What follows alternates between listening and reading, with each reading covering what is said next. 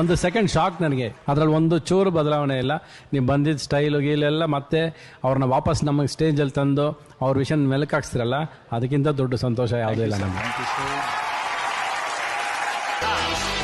ಇವನಿದ್ದ ಕಡೆಯಲ್ಲೆಲ್ಲ ಘೋರ ಸಿಂಹ ಗರ್ಜನೆ, ಅದು ಯಾರು ಬಂದರು ಕೊನೆಯಾಗದು ಸಿಂಹ ಗರ್ಜನೆ.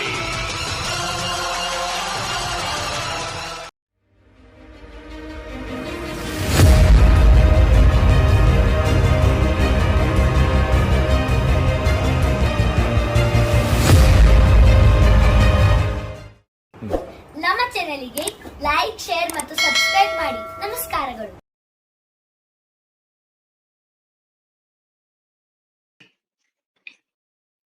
ನಮಸ್ಕಾರ, ನಮಸ್ತೆ, ಸಲಾಮ್ ಅಲೈಕುಂ, ಸತ್ ಶ್ರೀ ಅಕಾಲ್, ಜೀಸಸ್ ಸಾಯಿ. ಕನ್ನಡದ ಜನತೆಗೆ ವಿಶೇಷವಾಗಿ ನಾನಿವತ್ತು ಎಲ್ಲಿ ಬಂದೀನಿ ಅಂದರೆ ವಿಜಯಪುರ ರಾಮನಗರ ರೋಡ್, ಕೌಟಿಲ್ಯ ನಗರ. ಕೌಟಿಲ್ಯ ನಗರ ಇಲ್ಲಿ ಬಂದಿದ್ದೀನಿ ನಾನು. ನಾನು ಏನು ಹೇಳ್ತಾ ಇದ್ದೀನಿ ಅಂದರೆ, ಇವತ್ತು ಒಂದು ಸೈಂಟಿಫಿಕಲಿ ಇದ್ರ ಪ್ರಕಾರ ಜಗತ್ತಿನಲ್ಲಿ ಒಬ್ಬರ ಥರ 7 ಮಂದಿ ಹುಡ್ತಾರಂತೆ. ಸೈಂಟಿಫಿಕಲಿ ಪ್ರೂವ್ ಮಾಡಿದ್ದಾರೆ. ಈಗ ನನ್ನಂಗೆ ಜಗತ್ತಿನಲ್ಲಿ 7 ಜನ ಇರ್ತಾರೆ, ಹುಡುಕಾಡ್ಬೇಕು ನಾವು. ಅದಕ್ಕೆ ಇವತ್ತು ನಾ ಎಲ್ಲಿ ಬಂದೀನಿ ಅಂದರೆ, ತಮಗೆಲ್ಲ ಗೊತ್ತಿದೆ, ಅಚ್ಚುಮೆಚ್ಚಿನ ನಮ್ಮ ಡಾಕ್ಟರ್ ವಿಷ್ಣುವರ್ಧನ್ ಅವರ ಪುನರ್ಜನ್ಮ ನಮ್ಮ ವಿಜಯಪುರದಲ್ಲಿ ಆಗಿದೆ. ನಾ ಅದನ್ನು ತೋರ್ಸಕ್ಕೆ ಬಂದೇನಿ. ಅವರು ನನ್ನ ಕ್ಲೋಸ್ ಫ್ರೆಂಡು ಕೂಡ. ಭಾಳ ದಿವಸದಿಂದ ಆಸೆ ಇತ್ತು ನನಗೆ ಮಾಡ್ಬೇಕಂತ ಹೇಳಿ, ಅದನ್ನು ಯೂಟ್ಯೂಬ್ನಲ್ಲಿ ತರಬೇಕು ಅವ್ರನ್ನ ಅಂತ. ಅದು ಮೊನ್ನೆ ಮಂತ್ರಾಲಯ ಮಠದಲ್ಲಿ ಅಚಾನಕ್ ಭೇಟಿ ಆದಮೇಲೆ ತಲೆಯೊಳಗೆ ಬಂದು ಅವತ್ತು ಅವರು ಎಸ್ ಅಂದರು. ನಾ ಇಲ್ಲಿ ಬಂದು ಮಾಡ್ತಾ ಇದ್ದೀನಿ. ಈಗ ಡಾಕ್ಟರ್ ವಿಷ್ಣುವರ್ಧನ್ ಯಾರಿಗೆ ಗೊತ್ತಿಲ್ಲ ಹೇಳಿ.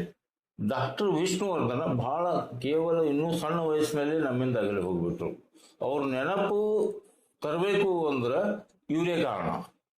ಇವ್ರು ಸ್ಟೇಜ್ ಮೇಲೆ ಬಂದರೆ ವಿಷ್ಣುವರ್ಧನ್ ಬಂದಂಗೆ ಆಗುತ್ತಾ, ತಾವೆಲ್ಲ ನೋಡಿದ್ದೀರಿ ನೀವು. ಅದಕ್ಕಾಗಿ ಅವರು ರವಿ ಸಿದ್ದಪ್ಪ ಕೋರಿ ವಿಜಯಪುರ ಅವರೇ, ಅವ್ರದ್ದು ಸಂದರ್ಶನ ಮಾಡ್ಲಿಕ್ಕೆ ಬಂದಿದ್ದೀನಿ. ಅವ್ರ ಮನೆಗೆ ಬಂದಿದ್ದೀನಿ ಇಲ್ಲಿ. ಅದನ್ನು ತಾವು ನೋಡ್ರಿ. ತಮಗೆ ಲೈಕ್ ಆಯಿತು ಅಂದ್ರೆ ಅದನ್ನು ಎಲ್ಲ ಕಡೆ ಶೇರ್ ಮಾಡಿರಿ. ಶೇರ್ ಮಾಡಿ ನನ್ನ ಚಾನಲನ್ನು ಸಬ್ಸ್ಕ್ರೈಬ್ ಮಾಡಿ, ಬೆಲ್ ಐಕಾನ್ ಒತ್ತಿರಿ ಅಂತ ತಮ್ಮಲ್ಲಿ ಕಳಕಳಿಯಿಂದ ವಿನಂತಿ ಮಾಡ್ಕೋತೀನಿ. ಈಗ ಅವ್ರ ಜೊತೆ ನಾನು ಮಾತಾಡ್ತೀನಿ. ಸಾಹೇಬ್ರೆ ನಮಸ್ಕಾರ. ಸರ್ ನಮಸ್ತೆ ಸರ್.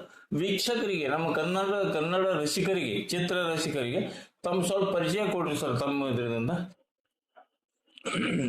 ನಾನು ರವಿ ಕೋರಿ ಅಂತ ನನ್ನ ಹೆಸರು. ಸುಮಾರು ಒಂದು 38 ವರ್ಷದಿಂದ ಈ ಒಂದು ಆರ್ಕೆಸ್ಟ್ರಾ ಲೈನಲ್ಲಿ ಇರೋದು.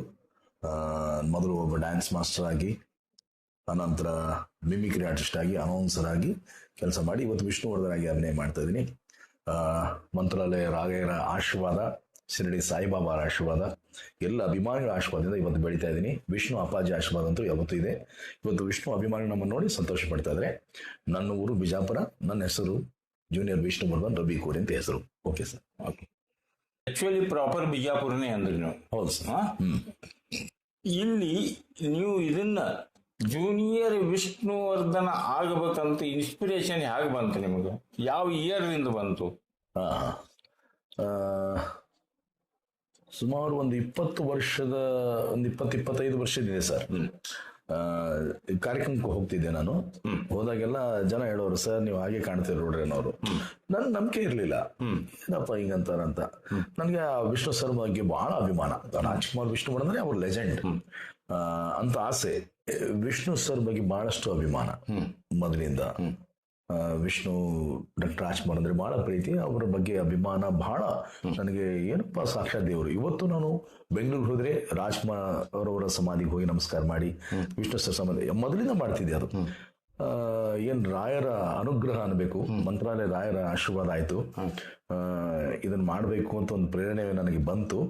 ಬಂದ ತಕ್ಷಣ ನನಗೆ ಜನನೂ ಹಾಗೆ ಅಂತಿದ್ರು, ಸರ್ ನೋಡೋಕೆ ನಿಮ್ ಮೂಗು ಹಾಗಿದೆ, ಕಣ್ಣು ಹಾಗಿದೆ, ಕ್ಯಾಟ್ ಐಸ್ ನೋಡಿ ನಿಮ್ದು ಅಂತ ಹೇಳೋರು. ಆಯ್ತು ಸರ್ ಅಂತ ಅನ್ಕೊಂಡಿದ್ದೆ. ಒಂದು ಅಲ್ಟ್ರಾಟೆಕ್ ಒಂದು ಕಾರ್ಯಕ್ರಮ ಹೋಗಿದ್ದೆ ಸರ್. ಅಲ್ಲಿ ಅನೌನ್ಸ್ಮೆಂಟ್ ಇತ್ತು ನಂದು. ಮಾಡ್ಬೇಕಾದ್ರೆ ಒಂದೇ ಒಂದು ತಲೆಗೆ ವೈಟ್ ಸ್ಕಾರ್ಫ್ ಕಟ್ಕೊಂಡ್ಬಿಟ್ಟು ವಿಷ್ಣು ಸರ್ ಒಂದು ಹಾಡನ್ನು ಹಾಡಿದೆ. ಒಬ್ಬ ವ್ಯಕ್ತಿ ಬಂದ, ಸರ್ ನೀವು ಹಾಗೆ ಕಾಣಿಸ್ತೀರಾ ಸರ್, ನೀವು ನಾನು ಹೆಂಗೆ ಹೇಳ್ರಿ, ಬನ್ರಿ ನಾನೊಂದು ಸ್ಟುಡಿಯೋ ಇದೆ ಕರ್ಕೊಂಡು ಹೋಗ್ತೀನಿ ನಿಮ್ಗೆ ಅಂತ ಹೇಳಿ ತಮ್ಮ ಮನೆಗೆ ಹೋಗಿ ಅಲ್ಲಿ ಆಫೀಸ್ನಲ್ಲಿ ಫೋಟೋ ತೆಗೆದು ಅಲ್ಲೇ ಸ್ಪಾಟ್ ಪ್ರಿಂಟ್ ಹಾಕಿಕೊಟ್ರು ಸರ್.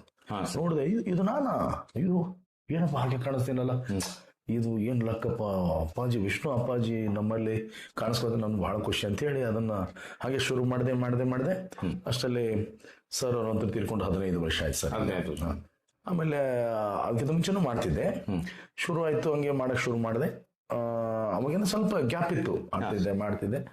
ಆಮೇಲೆ ನಾನು ಶುರು ಮಾಡಿ ಒಂದು 22 ವರ್ಷ ಸರ್ ವಿಷ್ಣು ಸರ್ ಅಭಿನಯ. ಒಂದು 5-6 ವರ್ಷ ಮುಂಚೆನೂ ಮಾಡ್ತಿದ್ದೆ ಅವಾಗ.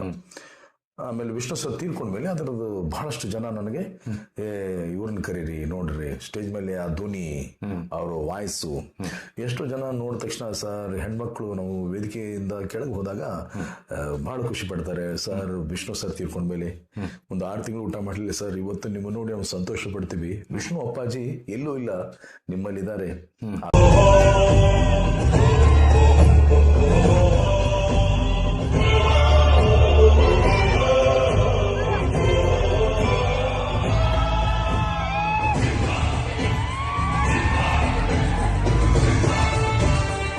ಮಾತಾಡಂಗಿಲ್ಲ, ಹಾಗೆ ಇದ್ದೀರಾ ಅಂತ ಹೇಳೋರು. ಸರಿ ಸರ್. ಸರ್ ಈ ತರ ಜನಕ್ಕೆ ರೀಚ್ ಆದೆ ಸರ್. ರೀಚ್ ಆದ್ರಿ.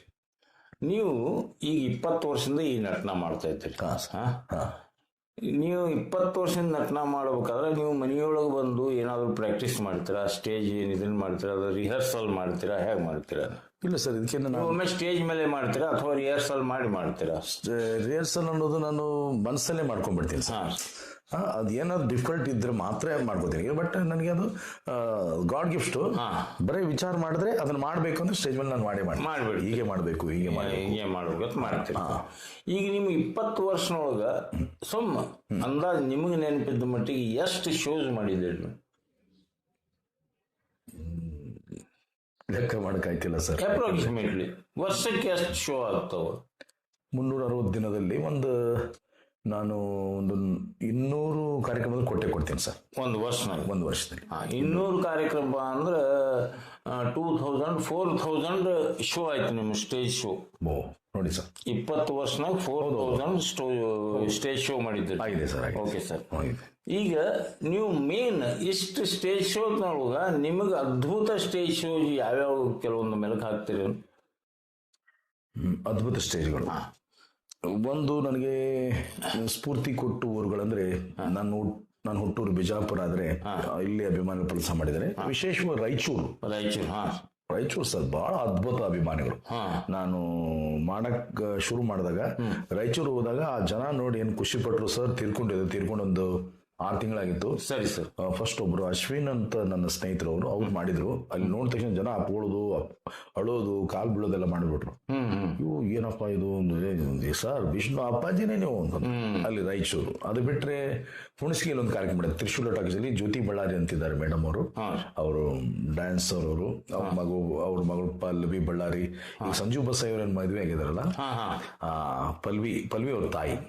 ಅವರೊಂದು ಟಿಕೆಟ್ ಶೋ ಮಾಡಿ ಸರ್ ಹುಣಸಗಿಯಲ್ಲಿ. ಜನ ನಮಗೆ ಅಲ್ಲಿ ಕ್ಯೂ ಸ್ಟೇಜ್ ಕಾರ್ಯಕ್ರಮ ನಡೀತದೆ, ಟಿಕೆಟ್ ಶೋ ಅದನ್ನ ಬಿಟ್ಟು ಜನ ನಮ್ಮ ಹಾರ ಹಾಕಕ್ಕೆ ಕ್ಯೂ ಹಚ್ಕೊಂಡು ಬಂದು ಎಲ್ಲ ಜನ ಸೇಮ್ ಸರ್ ವಿಷ್ಣು ಅಪ್ಪಾಜಿ ಅಳೋದು, ಕರೆಯೋದು ಎಲ್ಲ ಮಾಡಿದ್ರು. ಅವಾಗ ನನಗೆ ಒಂದು ಕಲಬುರ್ಗಿ ಸರ್, ಗುಲ್ಬರ್ಗ ಅಂತೂ ನಾನು ಮಾತಾಡಂಗಿಲ್ಲ. ಎಷ್ಟು ಶೋ ಮಾಡಿದ್ದೇನೋ ಗೊತ್ತಿಲ್ಲ ನನಗೆ. ಗುಲ್ಬರ್ಗ ಜನ ಅಂತೂ ಬಹಳಷ್ಟು ಜನ ನನಗೆ ಪ್ರೋತ್ಸಾಹ ಮಾಡಿದ್ದಾರೆ, ಒಳ್ಳೆ ಸಂಭಾವನೆ ಕೊಟ್ಟಿದ್ದಾರೆ. ಒಂದು ರಾಯಚೂರು, ಗುಲ್ಬರ್ಗ, ಹುಣಸಗಿ, ಬಿಜಾಪುರ ಅಂತೂ ಮಾತಾಡಂಗಿಲ್ಲ. ದೇವ್ರುಗಳು, ಈ ಜನ ನನಗೆ ಇದು ನನ್ನ ತಾಯಿನಾಡು, ನಾವು ಇಲ್ಲಿ ಹುಟ್ಟಿದ್ದೀವಿ ಬೆಳೆದೀವಿ, ಇಲ್ಲಿ ಜನ ಪ್ರೋತ್ಸಾಹ ಮಾಡ್ತಿದ್ರು. ಆ ಕಡೆ ಜನ ಜಾಸ್ತಿ ಸ್ವಲ್ಪ ದುಡ್ಡು ಕೊಟ್ಟು ನಮ್ಮನ್ನ ಕರೆಸಿ ಪ್ರೋತ್ಸಾಹ ಮಾಡಿದ್ರು. ತಾಳಿಕೋಟೆ ಆಗಿರ್ಬೋದು, ರಾಯಚೂರು, ಕಲಬುರ್ಗಿ, ಆಮೇಲೆ ಜಮಖಂಡಿ ಸರ್. ಫಸ್ಟ್ ನಾನು ಸರ್ ತೀರ್ಕೊಂಡು 2-3 ದಿವಸ ಒಂದು ವಿಷ್ಣು ಸ್ಮರಣೆ ಅಂತ ಒಂದು ಕಾರ್ಯಕ್ರಮ ಮಾಡಿದ್ರು, ವಿಷ್ಣು ಸರ್ ನೆನಪು.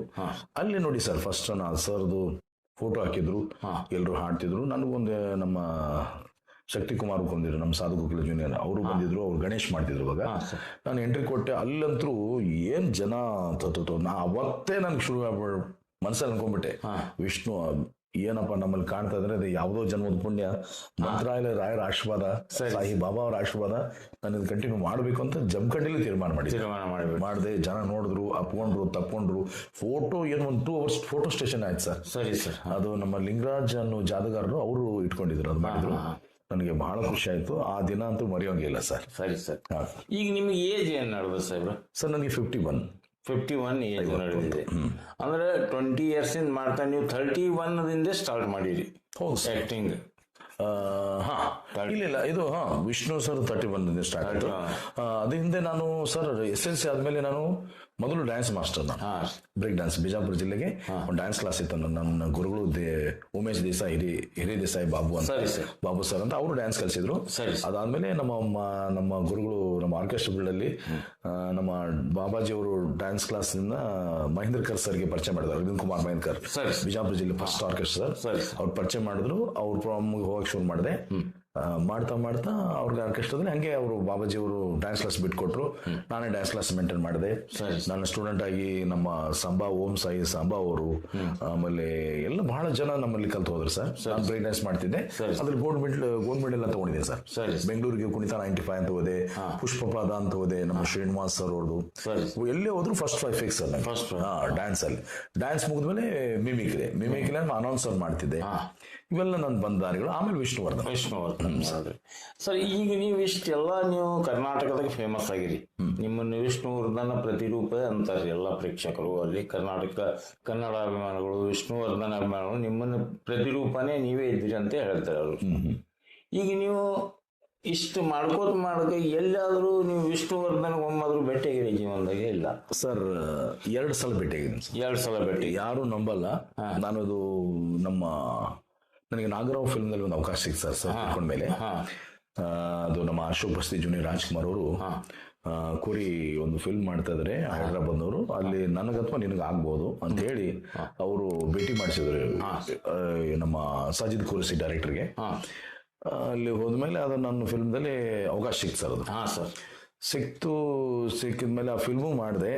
ಅದು ತೆರೆನೂ ಕಾಣ್ತು. ಯಾವ ಫಿಲ್ಮ್? ನಾಗರಾವ್ 3 ಅಂತ. ನಾಗರಾವ್ 3 ಸರ್ ತಿಳ್ಕೊಂಡ್ಮೇಲೆ ರಮ್ಯಾ ಅಭಿನಯಿಸಿದಂತ ಅದರಲ್ಲಿ ಅವಕಾಶ ಸಿಕ್ತು. ಅದರಲ್ಲಿ ನಾನು ಮಾಡಿದೆ. ಮತ್ತೆ ಬೆಂಗಳೂರು ಜಯಶ್ರೀರಾಜ್ ಅಂತಿದ್ದಾರೆ ಸರ್, ಅವರು ಮಾಡಿದ್ರು. ಅದರಲ್ಲಿ ಧ್ವನಿ ಕೂಡ ನಂದಿದೆ. ಮಧ್ಯೆ ನಂದು ಕೆಲವೊಂದು ಸೀನ್ ತಗೊಂಡಿದ್ದಾರೆ. ಅಲ್ಲಿ ಧ್ವನಿ ಫೈನಲ್ ಆಯ್ತು. ಅವಾಗ ಟಿವಿನಲ್ಲಿ ಬಂದೆ ಸರ್. ನಾನು ಟಿವಿನಲ್ಲಿ ಬಂದೆ ಸರ್. ಅವಾಗೂ ನಾನು ಟಿವಿನಲ್ಲಿ ಹೇಳಿದ್ದೆ. ಏನ್ ಹೇಳಿದ್ದೆ ಅಂದ್ರೆ, ಇಂಟರ್ವ್ಯೂ ಕರೆದ್ರು, ಜಯಶ್ರೀರಾಜ್ ಕೂರಿಸಿದ್ರಲ್ಲಿ ಇಂಟರ್ವ್ಯೂಲಿ ಸರ್, ಜಯಶ್ರೀರಾಜ್ ಸರ್ ಅವರು, ನಾನು. ಅವಾಗ ಇದರಲ್ಲಿ ಯಾರ್ಯಾರು ಮಾಡಿದ್ರಿ ಅಂತ ಕೇಳಿದ್ರು. ಇಲ್ಲ ಸರ್, ನನ್ಗಂತ ಕೆಲವು ಸೀನಲ್ಲಿ ನನ್ಗೆ ತೊಗೊಂಡ್ರು. ಆಮೇಲೆ ಸರ್ ಕೂಡ ಅದರಲ್ಲಿ ಇದ್ದಾರೆ, ಪೂರ್ತಿ ಅವರು ಮಾಡಿದ್ದಾರೆ, ನಾನು ಮಾಡಿದ್ದೀನಿ, ವಾಯ್ಸ್ ಅಂದಿದೆ ಅಂತಂದ್ರು. ವೆರಿ ಗುಡ್, ಪರವಾಗಿಲ್ಲ. ಈ ಫಿಲ್ಮ್ ಧ್ವನಿ ನಿಮ್ದೇನಾ? ಹೌದು ಸರ್. ಬಹಳ ಖುಷಿ ಆಯ್ತು. ಟಿವಿನಲ್ಲಿ ನೋಡಿದ್ರೆ, ನೀವು ರಾಜ್ಕುಮಾರ್ ನೋಡಿದಿರಾ? ರಾಜ್ಕುಮಾರ್ ಸರ್ ವಿಷ್ಣು ಸರ್ ನೀವು ನೋಡಿದಿರಾ ಅಂತ ಕೇಳಿದ್ರು. ಸರ್, ನೀವು ನಂಬ್ತಿರೋ ಗುಡ್ತಿರೋ ಗೊತ್ತಿಲ್ಲ, ಇದು ನಿಜವಾಗ್ಲೂ ನೀವು ಬೆರಗಾಗ್ತೀರಾ. ರಾಜ್ಕುಮಾರ್ ಮನೆಯಲ್ಲಿ ಮಂತ್ರಾಲಯದಲ್ಲಿ ಶಿರಡಿ ಸಾಯಿಬಾಬಾ ನೋಡಿದೆ ಅಂದೆ. ಏನಿದ್ರ ಅರ್ಥ ಅಂದ್ರು. ರಾಜ್ಕುಮಾರ್ ವಿಷ್ಣು ಸರ್ ಬಗ್ಗೆ ಜನ ತಪ್ಪಾಗಿ ತಿಳ್ಕೊತಾರೆ. ಅದೇನೋ ಪಾಪ ಜನಕ್ಕೆ, ಅಭಿಮಾನಿಗಳು ಏನೋ ಒಂದು ಮನಸ್ಸಲ್ಲಿ ಏನೋ ಡೌಟ್ ಬಂದ್ಬಿಟ್ಟಿದೆ, ಏನೋ ತೊಂದರೆ ಆಗಿದೆ. ಪಾಲಿಟಿಕ್ಸ್ ಸರ್, ಆದ್ರೆ ಅವ್ರ ಮನಸ್ಸು ಎಷ್ಟು ಸ್ವಚ್ಛಿತ್ತು ಅನ್ನೋಕ್ಕೆ ನನಗನ್ಸುತ್ತೆ. ಡಾಕ್ಟರ್ ರಾಜ್ಕುಮಾರ್ ಅಣ್ಣವ್ರ ಮನೆಯಲ್ಲಿ ವಿಷ್ಣು ಸರ್ ಬಂದ್ರು. ನನಗೆ ಅನ್ಕೊಂಡೆ, ಮಂತ್ರಾಲಯ ಅಂದ್ರೆ ರಾಯರು ರಾಜ್ಕುಮಾರ್ ಅವರು, ಶಿರಡಿ ಸಾಯಿಬಾಬಾ ಅಂದ್ರೆ ವಿಷ್ಣು ಸರ್.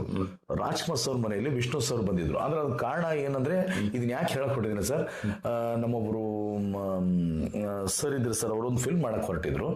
ನಾನು ನನ್ನ ಗೆಳೆಯ ಹಾಸ್ಯ ಕಲಾವಿದ ಪ್ರಶಾಂತ್ ಚೌಧರಿ ಅವರು ಇದಕ್ಕೆ ಇವರು ಪ್ರೊಡ್ಯೂಸರ್ ಇದ್ರಲ್ಲ, ಅವರು ಹೀಗೆ ನಾವು ಪುನೀತ್ ಸರ್ ಮನೆಗೆ ಹೋಗ್ತಾ ಇದೀವಿ ಅಂದ್ರು. ನಾವು ಬೆಂಗಳೂರು ಹೋಗಿದ್ದೆ, ಇಬ್ರನ್ನ ಕರ್ಕೊಂಡು ಹೋದ್ರು. ಹೋದ ತಕ್ಷಣ ಅಲ್ಲಿ ಇದು ನಡೀತಿತ್ತು, ಶೂಟಿಂಗ್ ನಡೀತಿದೆ ಸರ್. ಪುನೀತ್ ಸರ್ ವಂಶ ಪಿಕ್ಚರ್ ಕ್ಲಾಪ್ ಮಾಡಕ್ಕೆ ನಮ್ಮ ವಿಷ್ಣು ಸರ್ ಬರ್ತಾ ಇದ್ರು. ನೋಡಿದೆ, ಪಾರ್ವತಮ್ ಮೇಡಮ್ ಅವ್ರು ನಮಸ್ಕಾರ ಮಾಡಿದೆ. ಮ್ಯಾಲೆಲ್ಲ ಸುತ್ತಾಗಿ ಬಂದೆ. ಪ್ರೊಡ್ಯೂಸರ್ ಬಂದು ಹೇಳಿದ್ರು, ಈಗ ವಿಷ್ಣು ಸರ್ ಬರ್ತಾರೆ, ಭಾವಿಕರಾಗಿ ಕಾಲ್ ಬೀಳೋದೆಲ್ಲ ಮಾಡಕ್ ಹೋಗ್ಬೇಡಿ, ಸ್ವಲ್ಪ ನೀಟಾಗಿ ಗೌರವ ನಮಸ್ಕಾರ ಮಾಡಿ ಅಂದೆ. ಸರ್ ನೋಡಿದ ತಕ್ಷಣ ನನಗೆ ನಿಜವಾಗ್ಲೂ ಮೈ ಜುಮ್ ಅಂತು. ಇದೇ ಡ್ರೆಸ್ ಅಲ್ಲಿ, ವೈಟ್ ಅಂಡ್ ವೈಟ್ ಬರ್ತಾ ಇದ್ರು. ಅಯ್ಯೋ ಸರ್ ಯಪ್ಪ, ನನ್ನ ಸಾಯಿನಾಥ, ನನ್ನ ಮಂತ್ರಾಲಯ ರಾಯರ್ ಬಂದ್ರೆ ಅಂತೇಳಿ ಹೋಗಿ ನಮಸ್ಕಾರ ಮಾಡಿದೇವಿ. ಹೇಗಿದ್ದೀರಾ ಅಂದ್ರು. ನೋಡ್ದೆ, ನಮಸ್ತೆ ಮಾಡಿದೆ.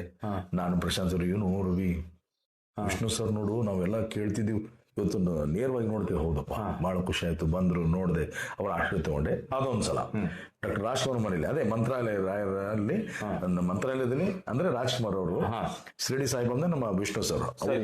ರಾಜ್ಕುಮಾರ್ ಮನೇಲಿ ವಿಷ್ಣು ಸರ್ ನೋಡಿದ್ರೆ ಯಾರು ನಂಬಲಿಲ್ಲ ಸರ್. ಆ ಒಂದು ಘಟನೆ ನನಗೆ ಇವತ್ತು ಮನಸ್ಸಲ್ಲಿ, ಡಾಕ್ಟರ್ ರಾಜ್ಕುಮಾರ್ ಮನೇಲಿ ವಿಷ್ಣು ಸರ್ ನೋಡಿದೆ ಅನ್ನೋ ಆನಂದ ನನಗೆ ಇವತ್ತು ಮನಸ್ಸಲ್ಲಿದೆ ಸರ್. ಸರಿ ಸರ್. ಅದೊಂದ್ಸಲ. ಅದು ಬಿಟ್ರೆ ಇನ್ನೊಂದ್ಸಲ ಭೇಟಿಗೆ ನಮ್ಮ ಬಿಜಾಪುರದಲ್ಲಿ ಹಿಮಪಾತ ಶೂಟಿಂಗ್ ನಡೀತಿದೆ ಸರ್. ನಮ್ಮ ವಿಷ್ಣು ಸರ್. ಹೌದು. ಆ ಟೈಮಲ್ಲಿ ಬಿಜಾಪುರಲ್ಲಿ ಒಂದು 20 ದಿವಸ ಇದ್ರು.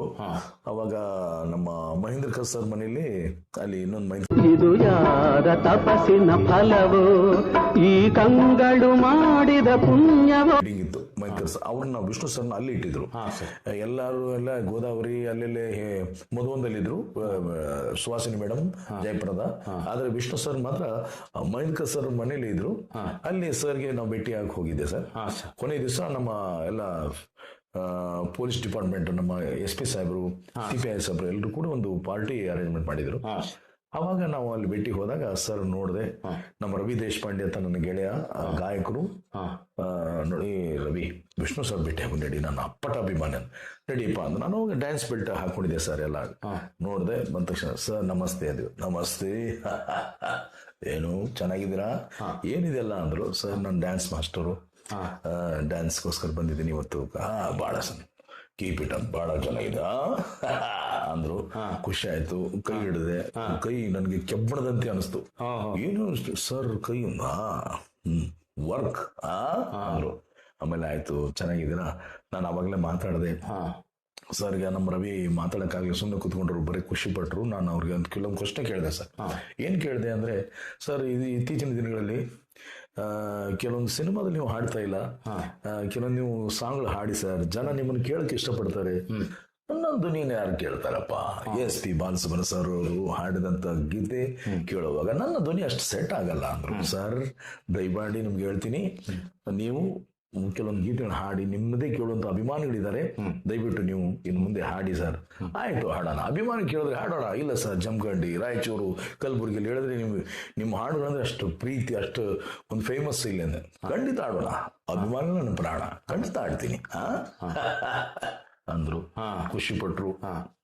ಇದು ಒಂದು ನಡೆದ ಘಟನೆ. ಇದು ಬಿಜಾಪುರದಲ್ಲಿ. ಆದ್ರೆ 2 ಸಲ ಭೇಟಿ ಆಗಿದ್ ನೀವು ಜೀವನದೊಳಗೆ. ಹೌದು ಸರ್. ಅವ್ರಿಗೆ ಒಂದು ಹಿಮಪಾತ, ಒಂದು ಅಲ್ಲಿ ಒಂದು ಪಿಕ್ಚರ್ ಕ್ಲಾಪ್ ಮಾಡಕ್ ಬಂದ್ರೆ ರಾಜ್ಕುಮಾರ್ ಸರ್ ಮನೆಗೆ. ರಾಜ್ಕುಮಾರ್ ಸರ್ ಇವೆರಡು ಘಟನೆಗಳು ನೋಡಿದ್ರಿ. ಹೌದು ಸರ್. ಈಗ ಅಂದ್ರೆ ನೀವು ಇಬ್ರು ಅಣ್ಣ ಅವ್ರದ್ದು ಮತ್ತೆ ವಿಷ್ಣುವರ್ಧನ್ ಅವ್ರದ್ದು ಆಶೀರ್ವಾದ ಇದೆ ನಿಮಗೆ. ಹೌದು ಸರ್. ಈಗ ಸರ್ ನೀವು ವಿಷ್ಣುವರ್ಧನ್ ಅವ್ರದನ್ನ ಈಗ ಮಾಡ್ತಿರಲ್ಲ, ಈಗ ಅಭಿಮಾನಿಗಳು ಎಲ್ಲಿಯಾದರೂ ಕಣ್ಣೀರು ಹಾಕಿದ್ದಂತ ಹೇಳಿದ್ರಿ ಅಲ್ಲ, ನೀವು ಎಲ್ಲಿ ಹಾಕಿದ್ದಾರೆ ಕಣ್ಣೀರು ಅಭಿಮಾನಿಗಳು?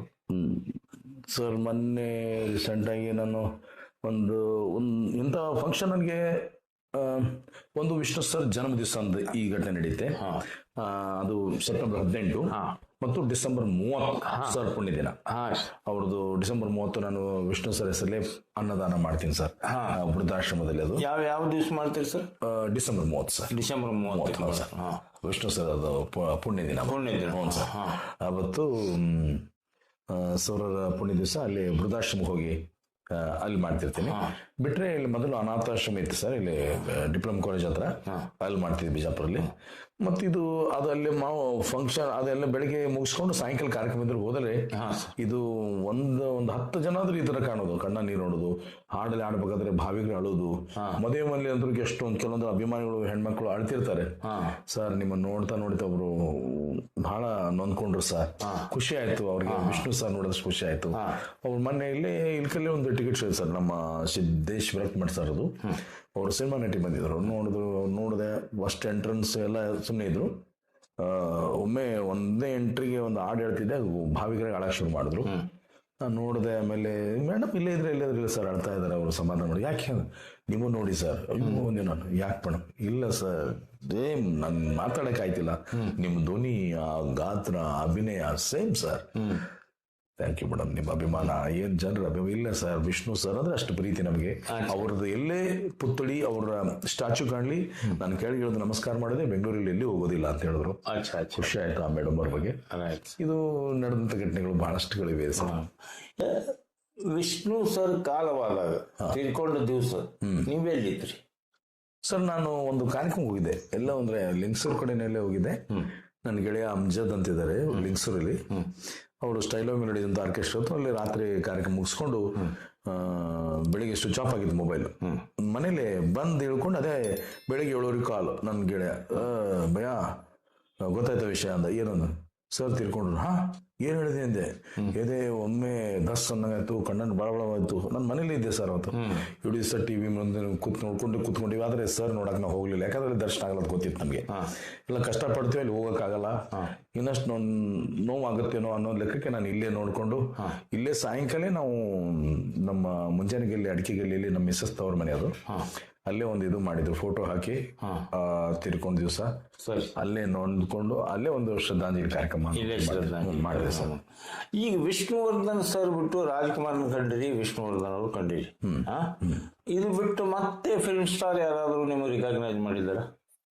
ನನಗೆ ಕಲಬುರ್ಗಿಲಿ ಸರ್ ಒಂದು ನಮ್ಮ ಸಂತೋಷ್ ಸಕಾಪುರ್ ಅಂತ VSS ಆ ಕಡೆ ಜಿಲ್ಲಾ ಅಧ್ಯಕ್ಷರವರು, ವಿಷ್ಣು ಸೇನಾ ಅಧ್ಯಕ್ಷರು. ಅವ್ರ ಕಾರ್ಯಕ್ರಮ ಮಾಡಿದಾಗ ನಮ್ಮ ರಮೇಶ್ ಭಟ್ ಸರ್ ಅವರು, ಶಿವರಾಮ್ ಸರ್ ಬಂದಿದ್ರು, ಮತ್ತು ನಿರ್ದೇಶಕರಂತ ಮಲೈ ಮಾರುತದ KLS ಸ್ವಾಮಿ ಡೈರೆಕ್ಟರ್ ಬಂದಿದ್ರು. ಅವತ್ತು ನನ್ನ ಹೊರಗಡೆ ಎಲ್ಲ ನೋಡಿದ್ರು. ನನ್ನ ಹೊರಗಡೆ ಕಾಣಿಸೋದಿಲ್ಲ, ನಾನು ಏನು ಸರ್ ಕಪ್ ಯಾವುದು ಕಾಣೋಗಿ ಯಾವ್ದು ಹಾಕೊಳಲ್ಲ. ಅವ್ರು ನೋಡೋಗಿದ್ರು. ಅಲ್ಲೇ ಮೇಕಪ್ ಆದ ತಕ್ಷಣ ಬಂದ ತಕ್ಷಣ ಮೈ ರೋಮಾಂಚನ ಅವ್ರಿಗೆ, ಖುಷಿ, ಏನಪ್ಪ. ಆಮೇಲೆ ರಮೇಶ್ ಭಟ್ ಸರ್, ಶಿವರಾಮ್ ಸರ್ ಬಂದಿದ್ರು. ನೋಡಿ ಆ ಮನುಷ್ಯನ ಒಳಗೆ ನೋಡಿದೀವಿ ನಾವು. ಈಗ ಹೊರಗಡೆ ಬಂದಾಗ ಆ ಪರಕಾಯ ಪ್ರವೇಶ ಇದೆಯಲ್ಲ, ಅದು ಸಾಧ್ಯ ಇಲ್ಲ. ಆ ವಿಷ್ಣು ಎಲ್ಲಿ ಹೋಗಿಲ್ಲ, ಇವರಲ್ಲಿ ಇದ್ದಾರೆ ಅಂತೇಳಿ ಶಿವರಾಮ್ ಸರ್ ಮೈಕಲ್ಲಿ ಮಾತಾಡಿದ್ರು. ಆಮೇಲೆ ಮೈಕಲ್ಲಿ ಇವರು ಶಿವರಾಮ್ ಅವರು, ರಮೇಶ್ ಭಟ್ ಅವ್ರು ಮಾತಾಡಿದ್ರು. ಆಮೇಲೆ KLS ಸ್ವಾಮಿ ಅವರು ಸರ್ ಟೈಮ್ ಆಗಿತ್ತು ಹೋಗ್ಬೇಕು ಅಂತ ಹೇಳಿದ್ರು.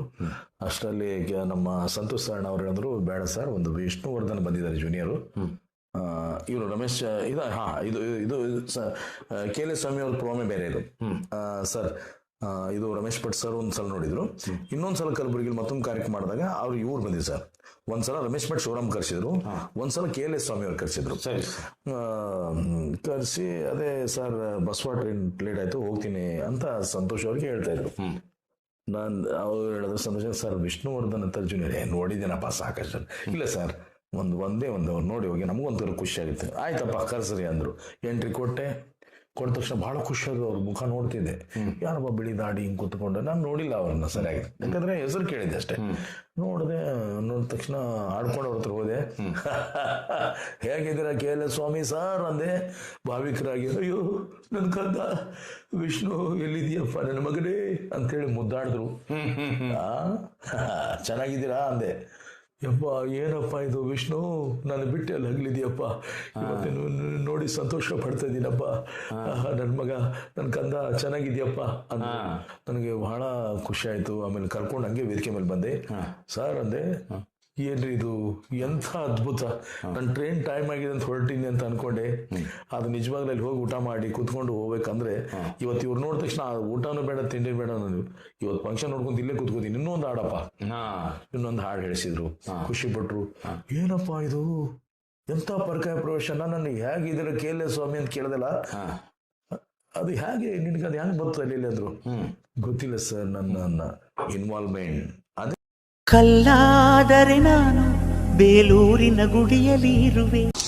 ಸಾಹಸ ಸಿಂಹ